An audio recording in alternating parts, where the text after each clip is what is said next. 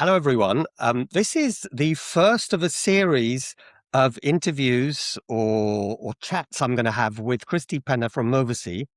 And you won't be surprised to hear we're going to be talking about things last mile and especially about software in this area. But Cristi, to kick off, we've both just come back from Leaders in Logistics. I have to say, I almost wonder whether it shouldn't be called Leaders in Out of Home, because 90% of the stands were in some form or way related to that. Did you have the same impression? Yeah, it was crazy.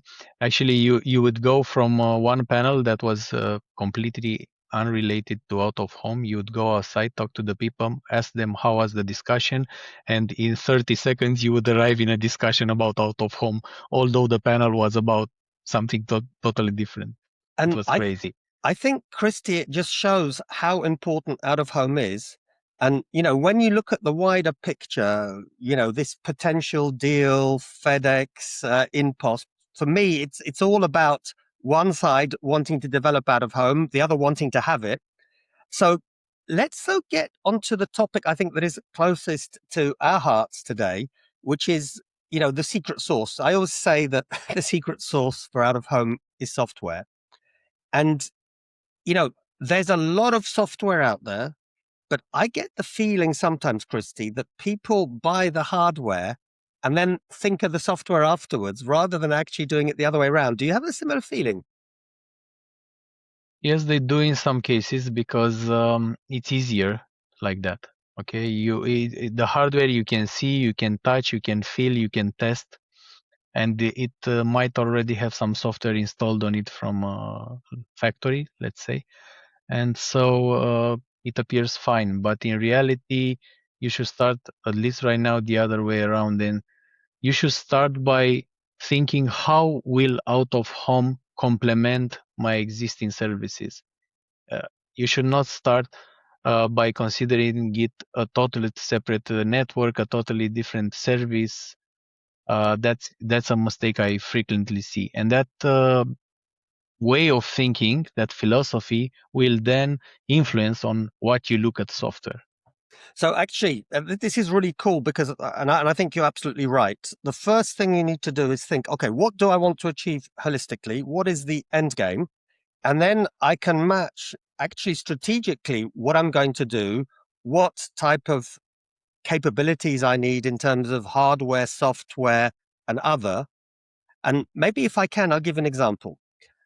Particularly in a developing market where you don't have much out of home, it's almost always important to start from kudos, because even if somebody had the financial capability to splash out millions and millions of euros on machines, physically getting them in place just doesn't happen overnight.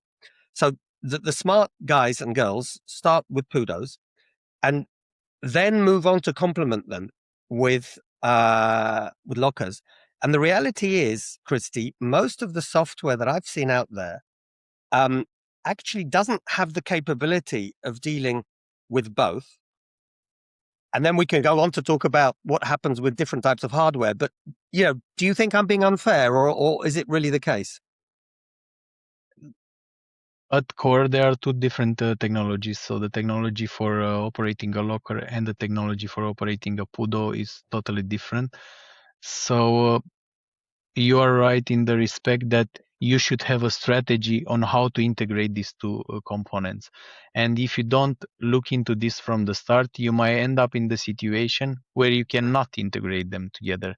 And that's basically the problem that you might face.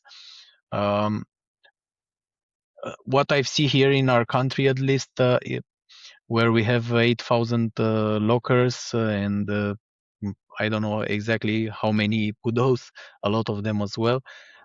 You need to be able to have the flexibility. Maybe I ordered the PUDO, but maybe I want it delivered to a locker. I should be able to make this change and to make it in a reasonable time. And this is where software comes in play. If you cannot integrate this software together, you can probably do some patching, but it will not arrive in time. So you will feel as an end customer that you are somehow penalized for making a change, a request like this, and you will not do it a second time.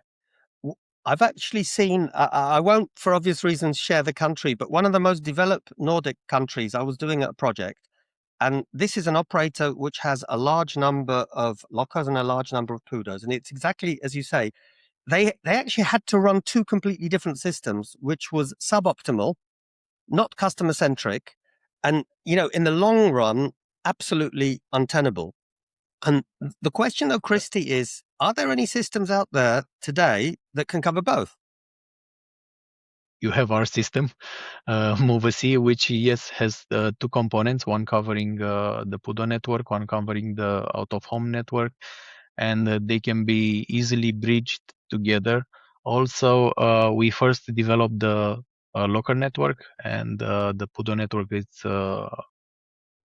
it's more recent. But that gave us the advantage because we tried to keep the experience at the Pudo point as similar as possible to the one at the locker point. So you get you right now when you go to a Pudo, you know how to use it by default if you're already a customer of our out of home network. So we had this in mind from the beginning.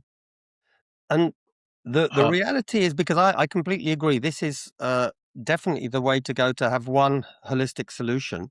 But maybe we can talk about something else, because not only do you have the issue of Pudos and lockers, you also have the issue that actually more and more carriers, particularly the big multi-country based carriers or multinational, they can have different types of hardware, and they don't want to have different software for each machine.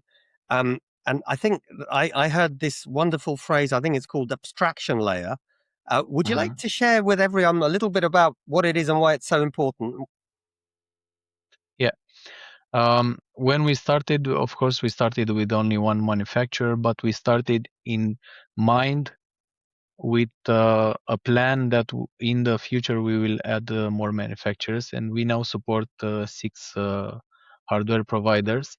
And what you are hearing, this abstraction layer you are hearing about, is basically having a common way, no matter the manufacturer, to perform some operations like scanning parcels, like opening doors, closing doors, and stuff like that. So this abstraction layer, no matter the hardware provider, provides the same experience to the consumer, regardless of what's behind the hood. And that's very important, because people consider lockers simple in some resort. At the end of the day, it's a lock, it's a door, and a scanner, but in reality it's not really like that. They all have timeouts, and they all respond in their own matter, which can change your experience as a user. You become used to a way of responding. I go with my phone, it reacts in a certain amount of time. You go to the other manufacturer, the time is completely different. So these things mattered, and we looked into it, and we tried to abstract them in this abstraction layer, so they can seem the same, although they are not under the hood. And I think this is really fascinating, and looking, as I would, more from the strategic, let's say, management perspective than pure software.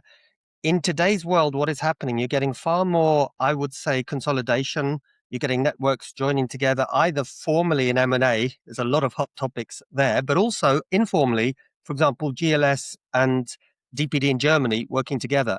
And that's going to mean, I think it's going to be more and more important to be able to operate with different types of hardware in a market in a seamless manner.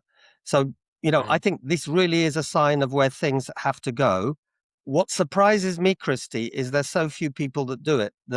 I know that Movacy has this capability because of the history in Romania where you had to integrate different hardwares. There's one other company that I can think of, but generally this is still virgin territory. People right now are trying to decide whether they should buy or build a platform like this, and they always have this balance between, okay, if I buy something, I'm sort of a vendor locked in, so I somehow depend on this vendor. If I build, my plans will have to go stretch over in the future. And this is why right now we see a lot of interest in people trying to buy agnostic software, but then they think, okay, right now I'm dependent on this hardware provider, should I be on the software provider? And this is where we came up with a phrase. We said, assess it or buy it. And what we basically offer right now is also the possibility that you buy the current version of the operating system we have for lockers, and you outsource a development team to us, and we can continue the development on it for a specific period of time, and then you can own it and do whatever you want with it. Cristi, it's the best of both worlds. So you can have your cake and eat it. You have it exactly as you want. You own it. You control it. But you have Exactly. someone effectively, Cristi, who holds your hand and steers you along the way to make sure it works well. Yes, because it is a complex solution at the end of the day. So if you are only to buy the current version and had to deal with it the second day, it wouldn't be easy for you. So I think, yes, it's the best of both worlds. But of course, if you go with the option of buying the solution, then you have to have a specific plan for the next years. You will know your roadmap. If you're not planning to build a large network, maybe it's better to just use it software as a service for a while. So even that is possible. Use it software as a service for 2 years and then buy it. We can also think of something like that. I think, Cristi, this is a huge topic, and actually it's something we're running a little bit short of time because I could talk about this for hours and hours. But I think that's something to revisit, this whole idea of, do you need to own? Do you need to build? How can that happen? And maybe that's going to be a topic for a whole conversation. But I think, Cristi, this was really fascinating. Thank you for your time and your input. We talked about, a whole wide range of things, of course, all surprise, surprise, related to out of home. Cristi, looking forward to our next discussion. And I think we've got an interesting topic in mind, which we won't share today to keep people guessing. Thank you, Marek.